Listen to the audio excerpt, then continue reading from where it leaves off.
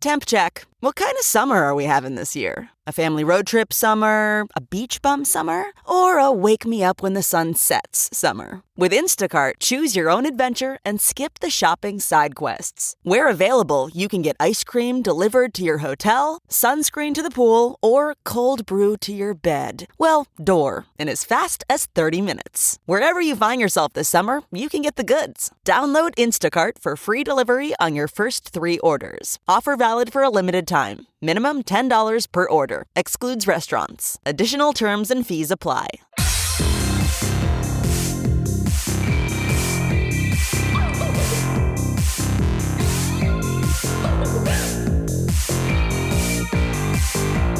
Somebody please think of the children. Just going to compliment Terry's shirt and his conker back there. I have, and do you see the Great Mighty Pooh over there? I can't see him. He's like, oh. I have it. I'm on the app, so I don't have any widescreen. You guys are wedged. Oh, that's killer. Oh, that's awesome. His corn teeth. I love it. Oh, he sings too. Wonderful.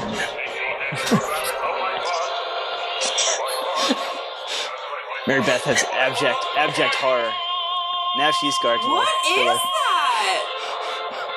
It's exactly what it sounds like. He's the Great Mighty Pooh from Conker's Bad Fur Day. Giant poo. He's just a giant poo with corn teeth. He's like one of the boss battles. That's fucking foul. Damn it. And welcome back. On that note, welcome back to Scarred for Life, the podcast where we open up old wounds by looking back at the films that scared us as kids. I'm Terry. I'm Mary Beth. The last episode. And each episode, our special guest brings with them a movie that traumatized them as a child. This week, we're so excited because our guest is writer Adam Cesare. He's the author of many a book, including the Clown in a Cornfield series, and the writer of the recent indie horror release Last Night at Terrace Lanes, that, in parentheses, I also executive produced. Welcome to the show! Nice nepotism warning there, Mary Beth. I have to. No, please. Here, ethically, I have to disclose that I am tied to this film. You're ethically required to say that it is an incredible movie that's available right now on VOD. You can check it out. Hi, I'm Adam. Nice to meet you. So, Hi, Adam. So you did lead with the Last Night at Terrace Lanes. So, can you tell our listeners a little bit about what the film? Oh, it is a bowling alley horror movie. It is. I wrote it, but it's based on a story treatment by Jenna St. John. It is the log line is doomsday cultists figure out where they need to be to invoke a final ritual that will bring about kind of the end of the world. They're a little bit, Heaven's Gate. They're a little bit culty. They have a mathematical bend to how they're figuring all this stuff out. And the place that they have to go in and kill everyone is a bowling alley that is about to be knocked down for condos. So hence the Last Night at Terrace Lanes. It's kind of a I've seen like so many reviews call it a slasher, and so many people call it a slasher. And I'm such a slasher purist that it's not even like they're doing any kind of insult. They're like, oh, great new slasher movie written by Adam, directed by Jamie Nash. And I'm like, oh, thanks for the plug. And I'm just like, it's not a slasher though. That's a siege movie. Like there's structure to a slasher, and this doesn't have that. Like this isn't. I'll this show isn't you what a real the, slasher yeah. and throws your book at them and says, "Look." Yeah, exactly. No, it's like this one cheat. And the Clown in the Cornfield books cheat the format a little bit. And that's kind of part and parcel with why I like writing them. But they're definitely way more. They're way more of a slasher than Last Night at Terrace Lanes is. But it's a siege movie. It's Die Hard meets Kingpin I think it's Jamie Nash's line for it. Yeah. Oh yeah. It's very fun. Very fun. But mostly I'm a novelist. This feels weird to be on a podcast being like talk up your new movie, and it's like well, not like even with like a few film credits, I'm like I'm not like a movie guy. Like even though I guess I have written movies, but it's not how I think of myself when I think of myself. Even though I'm like surrounded by thousands of horror movies right now as you talk to me. I'm a movie guy in a fan sense, and in like study film since the bulk of my work and the way that I view my body of work is as a novelist. Hell yeah. So I mean, I know we don't have a whole lot of time for the interview portion, but I do want to talk a little bit about Clown in a Cornfield, because I have a very funny story, and I embarrassed my coworker because I said I was going to tell you the story. So I'm ready for this. she's like getting into horror novels and stuff, and I had recommended Clown in a Cornfield. I was like, I think I've read the first 2 books; they're really, really good, and I think they're a good kind of gateway into that. And I was like, I guess they're classified as young adult, although that kind of terminology is kind of weird to me in some ways. But I was like, it's young adult, so I think I'll be fine with it. And she read, I think it was the second. It was either the first book. No, it was the first book. She finished the first book and she told me, she's like, Terry, that book terrified the shit out of me. And I was like, really? Because I thought it was intense, but it never like terrified me. Like the last half of that book, I was like, page turner, like this is so good. But I don't get scared of books. And so I was like, really? She's like, yeah, I had to. She's living alone right now. And she's like, I had to go out, take my trash out. And it was dark and I was afraid there was someone out there. And so I didn't take my trash out at night, and I waited. She's just living in filth because of the Clown of the Cornfield. It's all your That fault. rules. Yes. That's awesome. It's all your fault. What's her name? Her name is Katie. Katie, thank you. I wanted to order one of your books. I know you'd get them signed through the one bookstore. Yeah, I do. And I local wanted to bookstore get near like me sells them. a personalized book for her, because that's please. just. Yeah, we'll write something about how Frendo traumatized her in there. Thank you. That's wonderful. Yeah, I it's such an interesting thing, them being young adult novels, because you get so many. I get a lot of stories that like not like that's a very unique story, and I haven't heard that one before. But you hear from teachers and you hear from parents more than you hear from kids, because I'm not like mostly because it's like kids are not like reaching out, and it's also like I'm not talking to kids. Right. Like yeah, so it's like, but I do hear from like a lot of teachers and parents and like different people, like librarians. I hear like from a lot of people that it's like a very much like a gateway into reading and specifically into horror reading, which is like such a big honor for me, because like being on a show like this is like, I'm sure you talk to people all the time that, you know, you get in young with the genre, but it's something that, and I appreciate your hesitancy to be like, oh, why it's so weird. Like I get a lot of well-meaning people telling me like, oh, it's not, you know, just like Terrace Lanes is a slasher movie. Oh, it's like, these aren't YA horror books. And I'm like, sir, madam, they really are. Like they really, really are. And they were written that way, and they're intended to be that way. And just YA is such an interesting genre, and such a genre with such a spectrum of intensity and such a spectrum of like what is allowed. I think people hear YA and if they're movie people, they think PG-13, and that's not what these books are at all. These are hard R books, which is great for me as a creative, and as someone who, in the beginning of my career, first 3/4 of my career, were all my books were for adults, or I had written them explicitly for adults. And then I made this switch, and it creatively, not a lot changed, because I was still telling the kinds of horror stories I like to tell.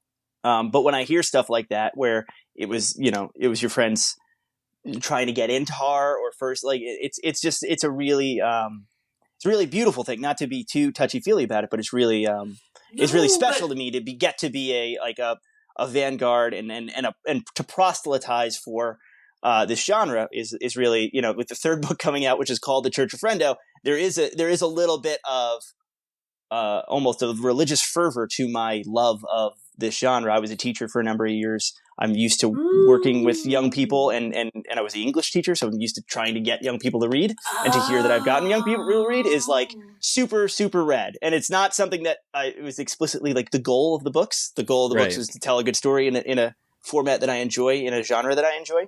But the bonus of that has been really incredible. And then there's like, I'd say 80% of my readership, like 70% of my readership, are just straight up adults that just like horror books, and which is like, also it's just this great have your cake and eat it experience of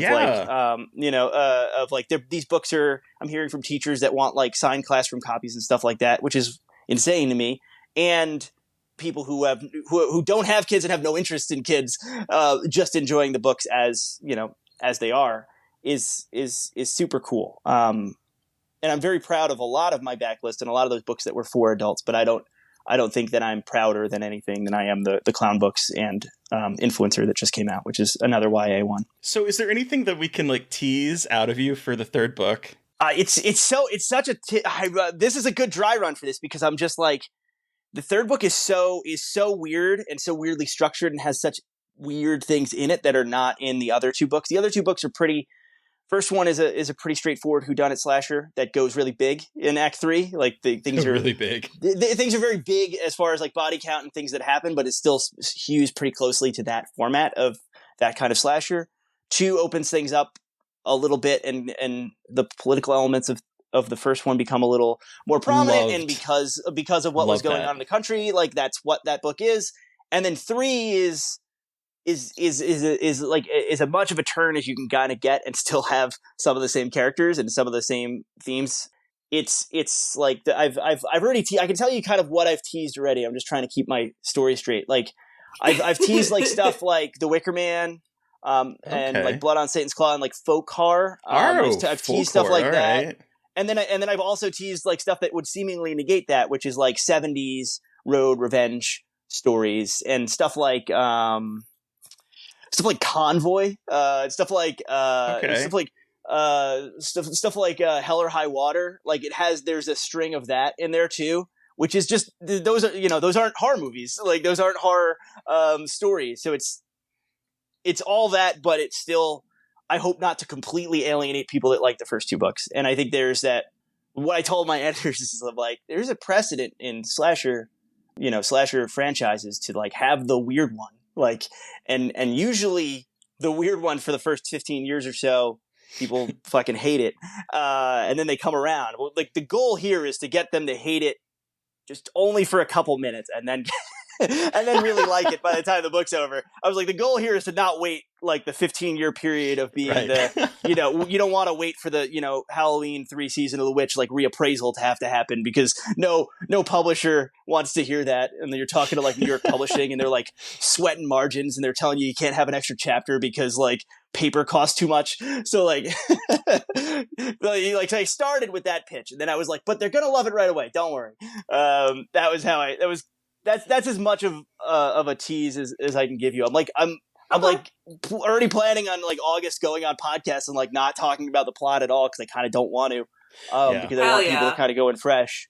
And it's books are weird because you usually send out so many like review copies and stuff like that, and people are on Goodreads beforehand. I'm just wondering how we're gonna thread that needle. I just really want to do almost like Hitchcock style, like. Don't let someone spoil, Clown of the Cornfield 3 for you. Because they wrote ad copy, and I usually like edit the ad copy to like the nth degree. But this ad copy just ended up being so kind of general for it and stuff like that. It doesn't really tell you what the book's about. That I was like, yeah, this one's fine. No notes. Like, just let it be the most like general, doesn't really tell you thing. So, but I'm really, really excited about it. And each one I've liked more than the last one. And this one's just like, I'm really, really, really happy with it. Hell yeah. I'm very excited to read it because, like, I was wondering Thank how you for you were reading going to. them. Yeah, well, I was wondering how you're going to top the first one because I really liked the first one, and I read the second one. I was like, this is so incisive about the culture that we live in right now that I fell in love with that one even more. So I'm at a fever pitch for the third one. I have to say, thank you. Yeah. Thank you. Yeah, the 3 is, it's just like, I just don't want to I don't want to get your hopes too up because there's so many things about it that are different. And there's so many characters that are like minimal or like not returning that I know is going to be, I'm going to be fielding Instagram questions about that. But it's like, I can only tell you that I have a plan and that it's going to be, everyone's going to get what they, exactly. Like I'm not throwing the baby out with the bathwater. I know what I'm doing to a certain extent. Hell yeah. Is this going to be the end or is there going to be more? It is. I do not intend it to be the end. I'm already prematurely. It's like, it's so weird how you have to learn how to talk about your own books and like how to sell them. And like, also like, you don't want to, if people want it to be a trilogy or they want it to be like this grand ending, you don't want to like disabuse them of that because you want them to buy the book. But also, like, so many people are like have already started using like the trilogy word with it, and I'm like, not a trilogy. Like, I keep wanting to be like, Yeah. That's such a... It sounds cool, guys, but that's not it. It seems like it's such a publishing thing, too. Yeah, okay. These are weird books because they weren't...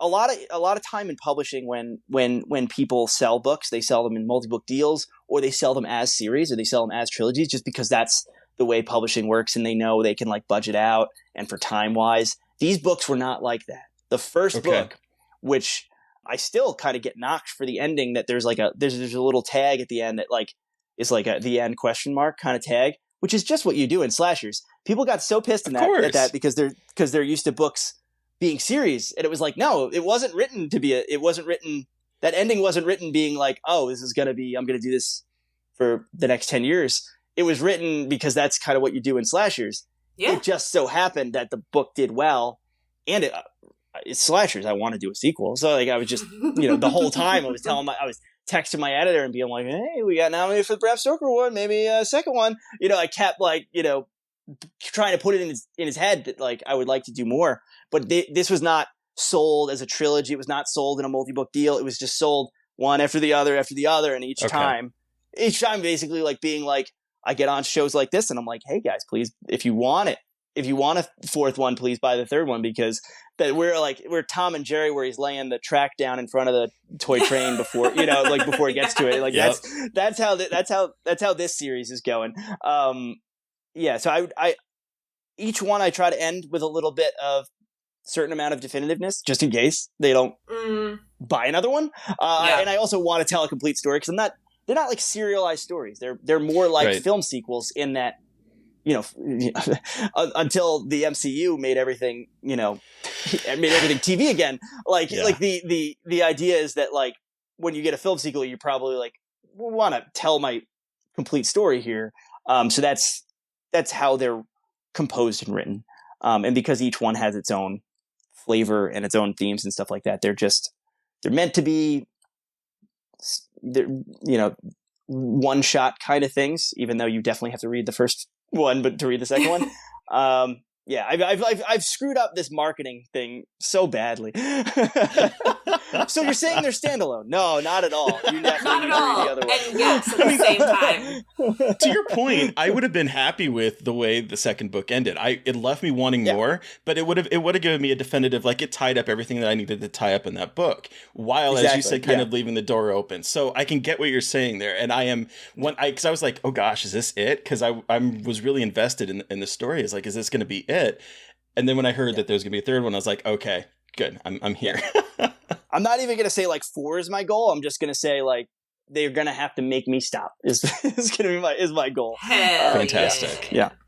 All right. So Adam, let's talk about the movie you brought with you today. What film are we talking about? We're talking about The Dentist, directed by Brian Yuzna.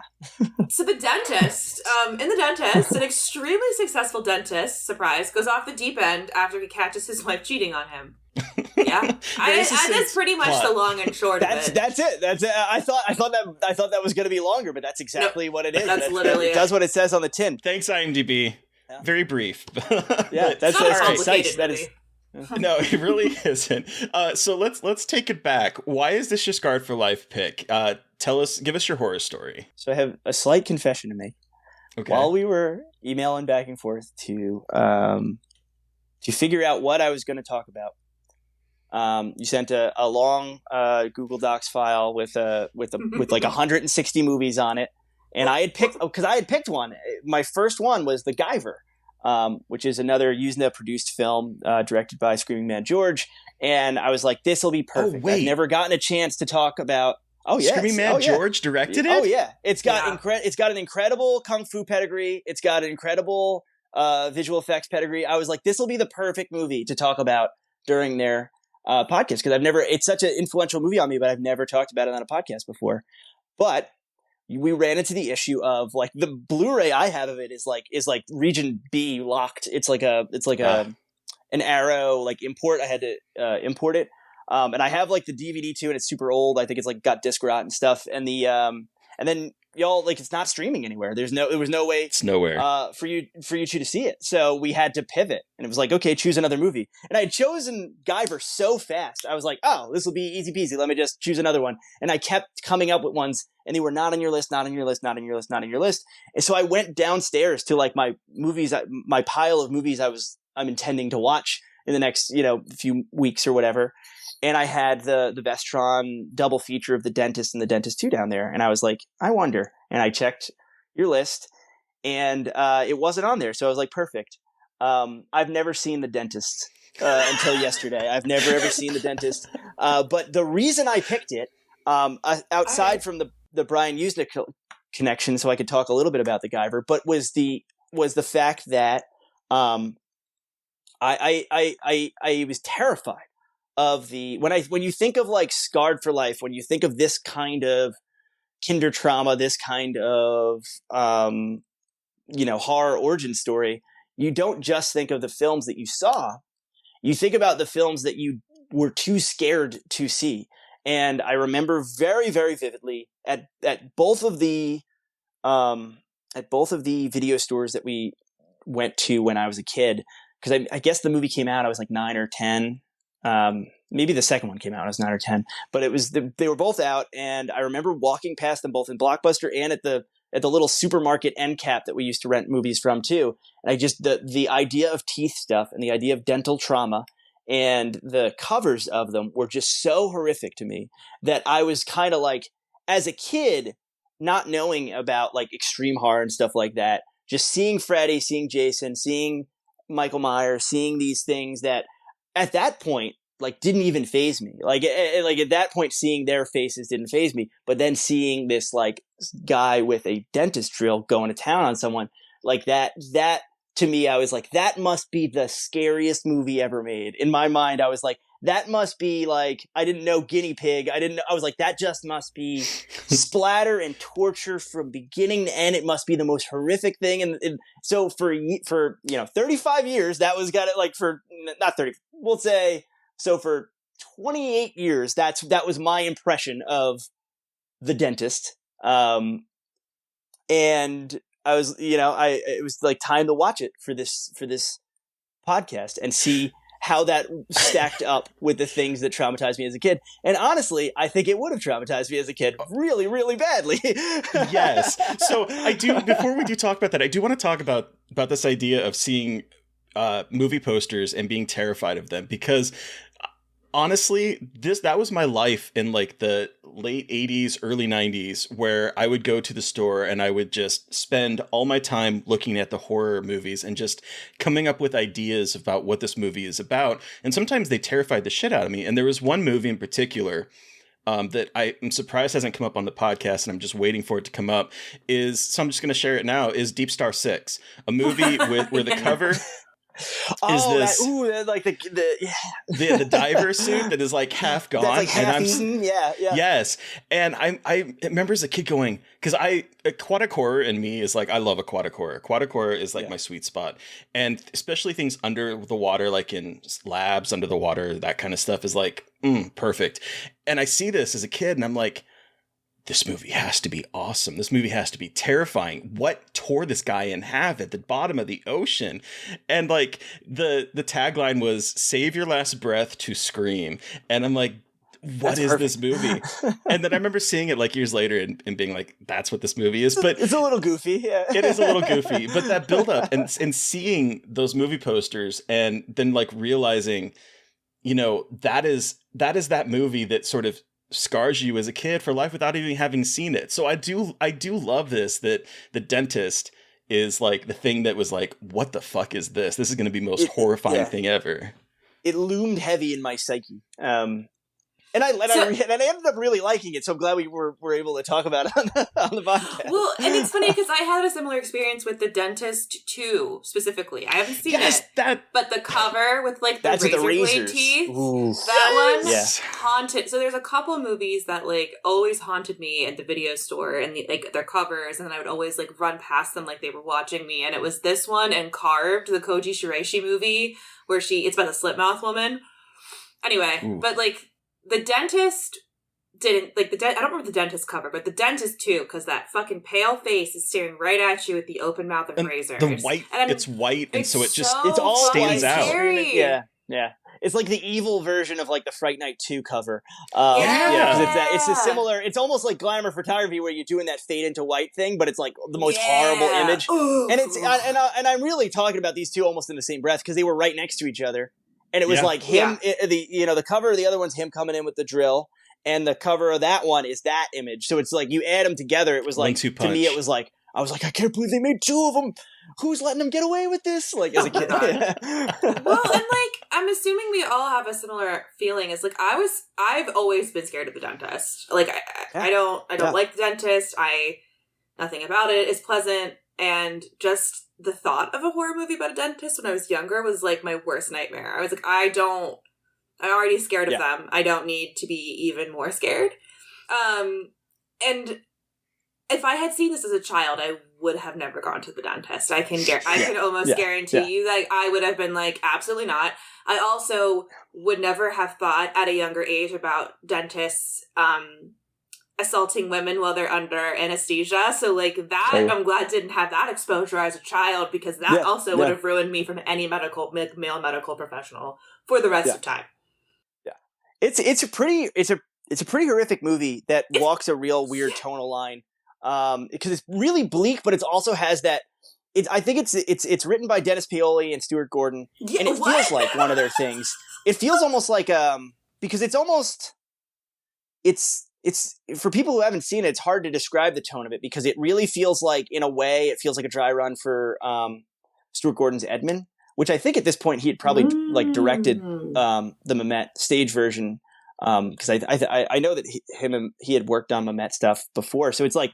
It has that real descent into madness, almost like a realistic version of Descent into Madness. There was a third writer on it who came in for a rewrite, and I think he might have used it up a little bit. And I think the original script, watching like special features and stuff like that, was like the original script was like condensed time. It was all supposed to take place in like basically from when he leaves in the morning, seeing his wife cheat with the pool boy, to like the very end. Like it was meant to be just like almost like a rampage thing, like where he basically like goes into the office late. Yeah.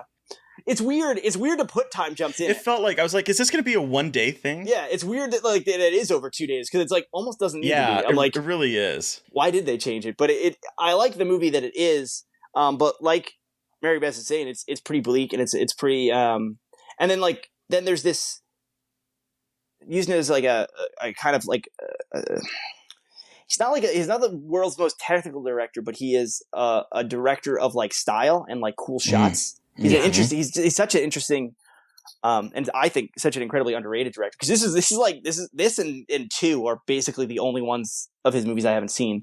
I'm pretty sure there might be some straight to video stuff I haven't seen, but like I've seen all his, I've seen his Silent Night, Deadly Night sequels, seen Society, of course, but it's just there is a real continuity between his stuff of like otherworldliness and weirdness that I think fits the script really well. And I didn't. What do y'all think? Well, I didn't know that this was directed by him until I started looking up information about this before I watched it. And I was like, wait, this is a Brian Usna movie? Did not know that. And it's really weird. I was talking with Mary Beth offline that this is like synchronicity, because just last week we were talking with Joe Lynch about Suitable Flesh, and that is also written by Dennis Paoli. Yeah. And it was originally intended to be a Stuart Gordon movie before he passed away in the 2000s. And so seeing that and then coming into this, like, wow, that is what a weird thing that was staying not in planned. The Gordon verse. Yeah. Well, and it has such like, and thinking of Suitable Flesh, but also like Stuart Gordon, it has this like sleazy 90s erotic, gritty, gnarly thriller vibe to it. Like everything about it. Like I did not expect this to be as erotic and horny, like negative. It's horny, but it's horny in that way. There's like not at all arousing, No, like, I just said horny, negative in parentheses. Like horny, but like not arousing, horny and like deeply uncomfortable, because it's like incredibly erotic, but like in the most uncomfortable way possible. And Yeah. it's just like this, like he's just a sleazy dude in every like meaning of the word. But my favorite is that everyone keeps saying, like, of course he did this. He's a dentist. And, like, they're playing it so serious. Like, they're, like, noir detectives, like, proving some crazy point, but he's just a fucking dentist. Yeah. But they play it like this, like, a sleazy direct-to-TV 90, which is exactly what it is, direct-to-video. But I love that. Like, they lean into the sleaziness of it, which I was not expecting. Like, way sleazier than I expected, way weirder than I expected, and way more disturbing than I expected it. I thought it was like, like a weird dentist doing fucked up things. But I'm like, oh no, he's like really like gone crazy. Yeah. Like he's having an actual psychotic break and is hurting people with dental tools. It's played fairly straight. That you know, it's not like he's not becoming Freddy Krueger. He's not like full of quips and stuff like that. It's like, no, this guy's losing his mind. And like there's like, you got dirty teeth and I gotta clean your fucking teeth. And I'm like, you know what? It's fucking weird, but like it's not. Well, it's not. I don't even know if it's that. Like, I don't know. It's not that. It's not like like you said, he's not like under some transformation. He's just like he's having a psychotic break. Not scary as shit. Yeah. His performance kind of reminds me a little bit of Jack Nicholson in The Shining, where he starts really unhinged and then just gets more unhinged because he like, I love this opening where he's like, beautiful wife, beautiful home, perfect life together. Yeah. And he starts talking about the stench of decay, and it's very bright. It's very soap opera-y. It feels very Lifetime Channel-y, the way it's shot. Yeah. And then immediately he is yelling at his wife about how like, you know, my shirt has a stain on it. I can't wear it now. And I can't use my diamond cufflinks. Like rich problems, right? And he's unhinged and he's unhinged before anything ever happens. And he's such a dickhead before anything happens, which I think is such a good way to play it because I feel like with a movie with this exact almost plot, you'd be a little worried. You'd be a little bit like, well, is this movie like whose side is this movie on? Is this like there's, you know, like it's a film with like so much misogyny in it that you start to like in any other situation, if you almost didn't have that little lead in, you'd be like, wait a second, like is this supposed to be like, oh, his wife's sleeping around so he has like a, you know, and it's like, no, you get immediately like what that woman's situation is and why she would like not want to deal with this guy at all. Like you get who he is like so quickly, and it's like he's so, and I like that he narrates. I like that it's like his narration is juxtaposed with the reality of like of his situation, where it's like this guy's like sucks from the moment you meet him, and is like sociopathic from the moment you meet him. He's just not violent. And I think there's like a, you know, the interesting like movie saying something interesting about, well, what would just be that one thing?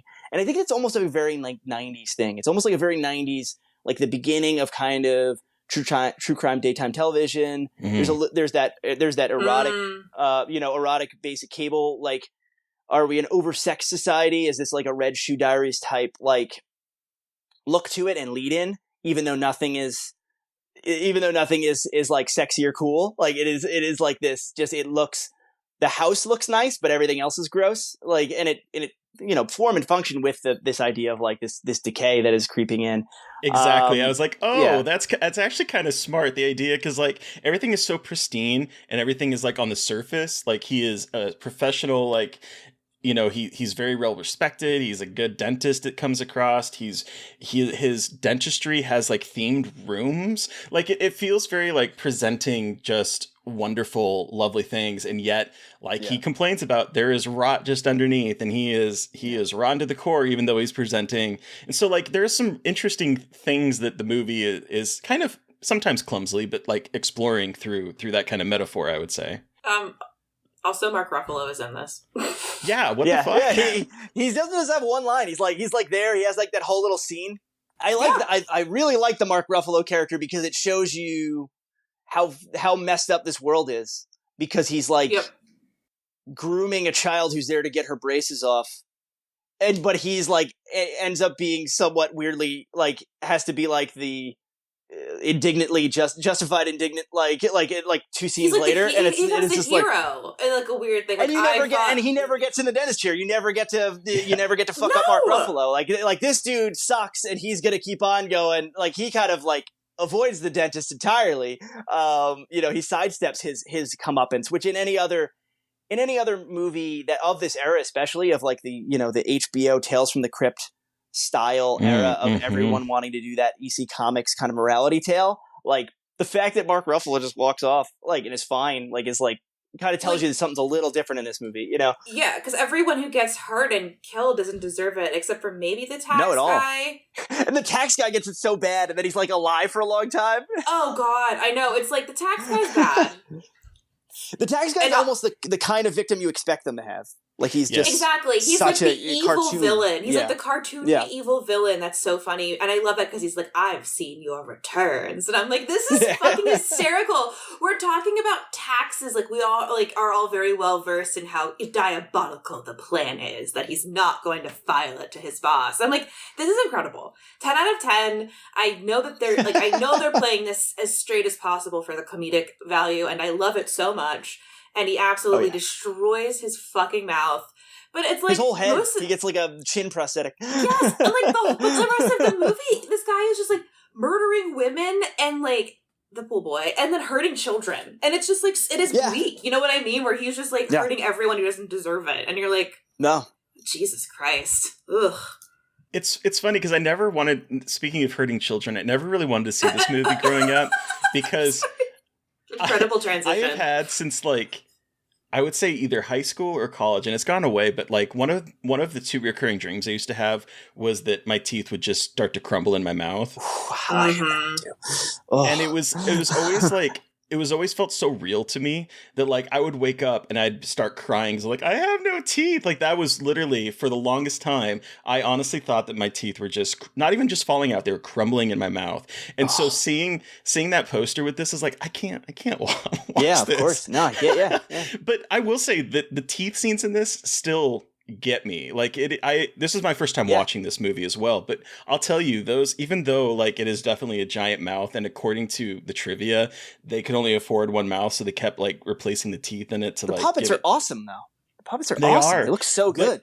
Yeah, it's horrifying, particularly the one where he's using the like weird drill thing and it like literally destroys the tooth. It just obliterates that tooth. Yeah. Oh God. It's what made me think about my dreams. I was like, that is what it felt like in my dream. Just like the tooth crumbling in her mouth. It is like, I can't. I literally gasped at some of these. That thing, even like if you're under the nitrous or if you got like Novocaine where you can smell what the dentist is doing, like and stuff like that. I feel like when you see that scene, I could smell like the burning tooth kind of smell of that. It's so bad. Like that's why I'm like I'm all in on this movie. I just saw it yesterday, but I'm like I kind of wish I'd seen it as a kid, but I'm glad I didn't. But I'm kind of like now I'm team dentist. I'm team Corbin Burnson and the dentist. I really kind of just wasn't expecting it. It was one of those things like like I said, it loomed large as a kid, and then I was like, well, I never really hear about the dentist, so it must not be that any big shakes. Like it doesn't get talked about a whole lot, so it kind of just. I don't tend to like doing that. Just being like, oh, if it's not in the zeitgeist, people aren't talking about it. Maybe it's unworthy of watching or discussion. But it was just Mary Beth saying like the 10 out of 10 when the tax guy starts getting it. That's how I was for like most of this movie. I was like, oh boy, like I was just very surprised by it. I think. When he was holding her, I will say this is when it got me. When he was holding his wife in his fantasy, holding his wife's head down on the pool boy, saying, "Show him your teeth, show him your beautiful teeth." I was like, look, this is fucked up and incredibly abusive, but the fact that this movie in 1996 is going there, I greatly appreciate it, and I am on board for whatever this fucking weird movie is about to give me, because this is not even remotely it. So I appreciate that, because I really was quite surprised. I was not ready for that. The way in this movie, and I love when movies do that. I love it. It's a great time, and I was smiling, which is weird to say about this movie, but I was like, all right. Yeah. We get the incredible gun over the fireplace, like the Chekhov's gun of the girl with the braces that keeps not keeps getting delayed. People keep skipping her in line, and she like comes 2 days in a row. She's so excited to get her braces off. Cancels her And you're like, fucking no, party kid, for her braces. no, don't get your braces off. Don't do it. He's like the bad dentist. I love that you almost play that through the whole movie. Like that's genius to me. That's so funny. We're watching her become the final girl without realizing she's going to be the weird final girl of the dentist, and you're like, this is ridiculous, and like the liminal space hell of sitting in a dentist waiting room for days on end. Of a waiting room, getting hit on by Mark Ruffalo. Like, it's like this, it's like this. It does so many things. It replicates so many things about the dentist experience that aren't just like dentistry. The idea of, like you said, liminal space. It's almost like the DMV. And you're like, I guess the front desk ladies are kind of nice. Like, but I don't want to have to spend all day here. Like, it does so many things that like are like realistic. And I think there's no, like, this is a kind of indelicate transition, but this idea of like the 90s and what this represents, I think his kind of weird take on like dentistry and how he wants to improve dentistry is kind of interesting because it lines up so well with like 90s aesthetics and what the 90s were about. This idea of like themed restaurants and going big and everything's like new and we're pushing boundaries out of, we're leaving like the opulence of the 80s and moving towards a almost like more holistic, self-helpy version of 90s understanding and of a certain 90s enlightenment, which I think this movie calls bullshit on fairly, directly, but like he has like themed dentist rooms. He has like one is a concert hall and one is like a rainforest, like the cute little kids in the rainforest. Yeah, one's Welcome to heaven. Yeah. And it's like you go in and it's all this like it's all decorated from like the nature store and there's like the CD changer. My orthodontist was like that. Yeah. I remember my orthodontist having themed rooms. I do remember that. Did they play the rainforest sounds for you? Or? They did not play the rainforest sounds. They did not do that, no. When I had braces, my orthodontist was just one big line of chairs. It was like out in the open. It was not individual rooms. So they it was had like that. Big, like six chairs. Some individual rooms when you had to do more work, but it wasn't just a checkup. It was the chair. It was like the chairs. Okay. So I had a hybrid dentist experience, hybrid orthodontist dentist. I just remember being like factory farmed at the oh yeah, change the rubber bands out. What color do you want? Yep. Do you remember as a kid like the flavored stuff they would use to polish your tooth? What kind of flavor do you want? Did you ever have that? Oh, I fucking hated that shit. I didn't even care. I did grape once and almost vomited, and I was like, I don't want it anymore. This is the worst flavor. Yeah, no, fucking hate the dentist. It's the texture of it. It's the grit. Yeah, it's the like grit. I don't care that it's bubble gum it's if you're sanding my teeth off. Yeah. Just before we wrap up. Sorry. Well, I wanted to say that I love the two dental assistants, and I was so sad of anyone in the movie. I was so sad that they died because they were Karen, played by Patty Toy, loved her, and Jessica, so good, and so it really made me sad when they got killed. But like I did not go into this expecting to actually care about some of the characters, and yet here I am with Karen and Jessica in particular, just like. I want them to survive. I want them to And they do live. their jobs great, and they seem like really empathic people. They do they do everything right. Like when things start to go a little off the rails, it's not just one of those like, Dr. Feinstein's having a crazy day. They like investigate it and press and try to do the right thing, which I think is just very different than a lot of characters you would get. I feel like in a film of this time, of this budget, like you wouldn't. There's a little bit more. Humaneness to it, even though like these characters, like it's it's got sad deaths in it, and it's got kids in peril, and it's like but it's very almost responsible in the way it does. It's like misanthropy, if it makes sense. If that makes sense to me. But before we wrap up, just Adam, when you were talking about the 90s aesthetic and tech, it made me think of Dead Ringers, the David Cronenberg movie, and how weirdly Dead Ringers might be an interesting double feature with The Dentist, because I mean it does feature like a medical professional kind of slowly losing his mind and perfecting medical equipment and using the medical equipment and kind of going on a rampage. And I'm like, that's the weirdest double feature, but it kind of works though. Like it does kind of work. I mean, obviously very different visually and tonally, but also thematically, like not too different. Have you watched Dead Ringers yet, Terry? Yes, I have finally watched that. In fact, weirdly enough, the episode came out today that I recorded with Joe, so it's out there as of today.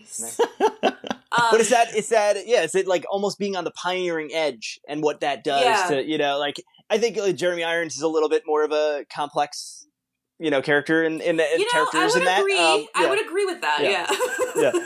But I do think there is something to that, and there is, there's the gynecology dentist is this idea of just like ultimate bearing of yourself and something that doesn't seem right. Doesn't seem like there should be a person doing that.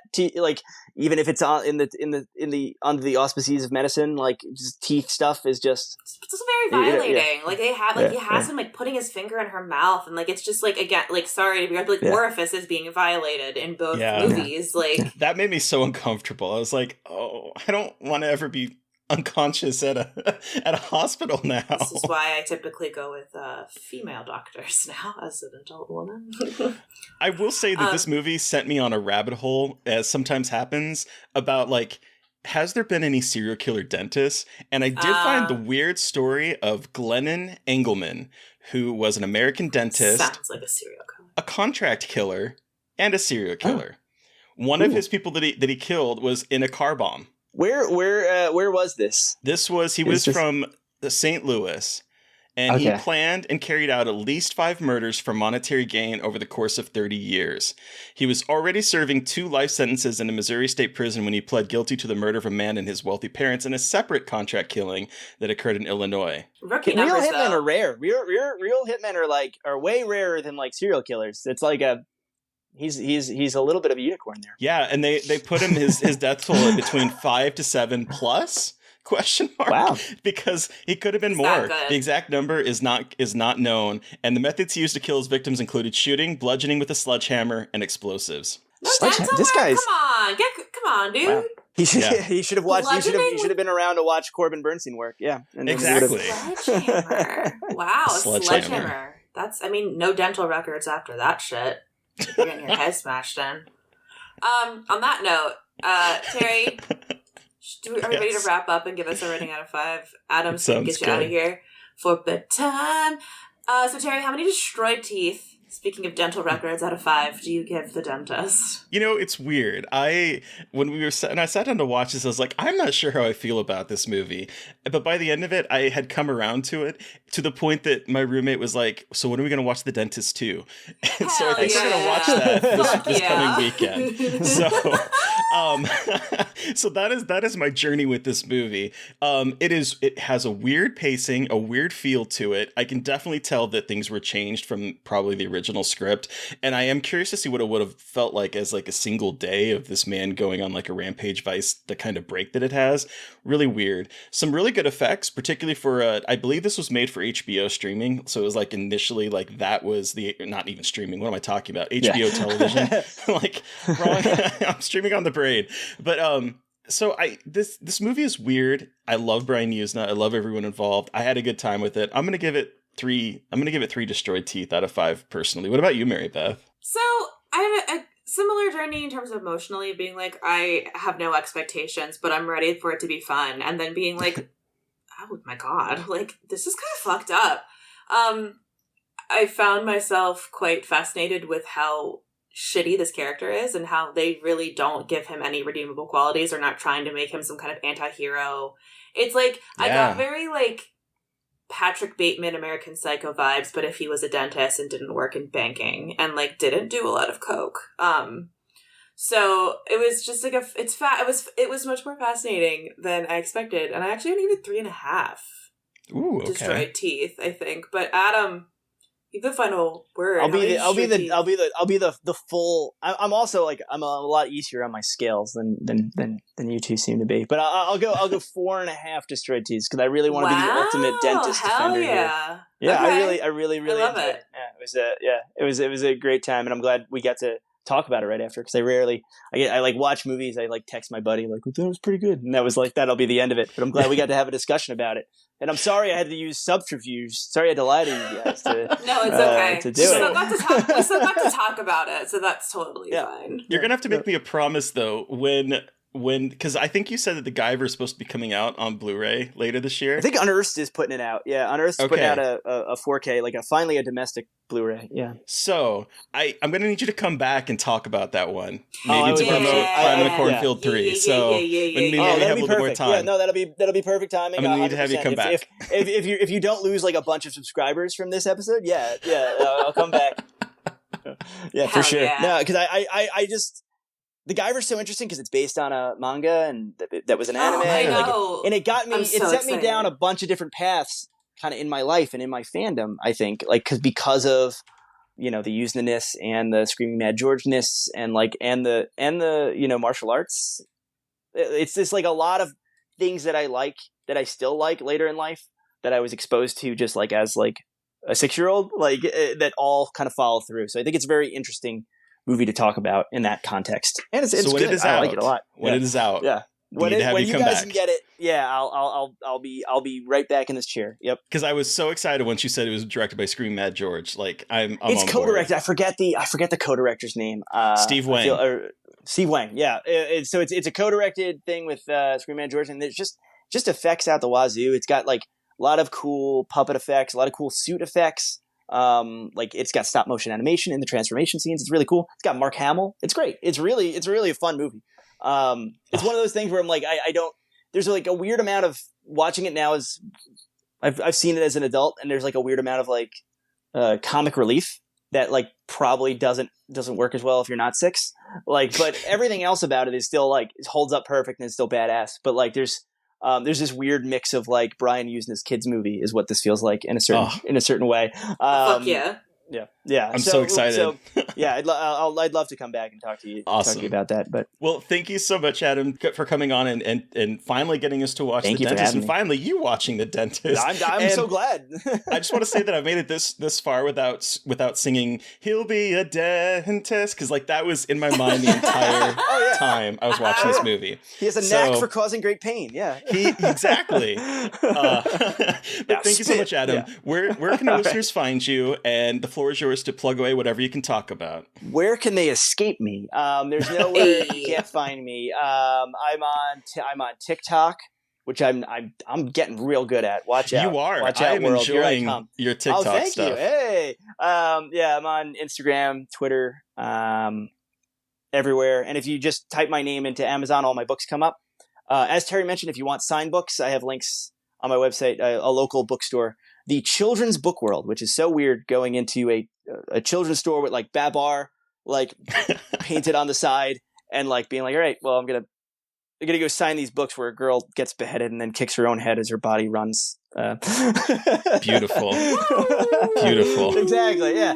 Very metal. Yeah. A very metal children's bookstore. But they'll ship you, if you're in the US, they'll ship you signed copies. And listeners, I will put the link to that directly in the show notes so you can go click awesome. in order. Thank you. Awesome. All right, listeners, you've heard from us. We want to hear from you. What was your experience with The Dentist? You can let us know by sending us an email at scarredforlifepodcast@gmail.com, or you can reach out to us on social media. I am at MB McAndrew on McAndrews. That's my name. Drews, not without a W with S. Jesus Christ. It's already been a week. And it's only Tuesday. And then Instagram at mb.mcandrews. It's Tuesday. Oh my god, I thought it was Wednesday. All right. Well, it's Tuesday, yeah. 30 wrong. And I'm at Gaily Dreadful everywhere. And don't forget to follow the podcast on social media, at Scarred Podcast on Twitter and Blue Sky, and at Scarred for Life Podcast on Instagram. See, I can do that one, just not my own name. And please don't forget to review, rate, and subscribe. And if you want to help support us, we do have a Patreon. We sure do. Thank you to Eric Power for our artwork. Thank you to Sean Keller for our music. Thank you, everyone, for listening. Please stay safe out there, but most importantly, stay creepy. And until next time.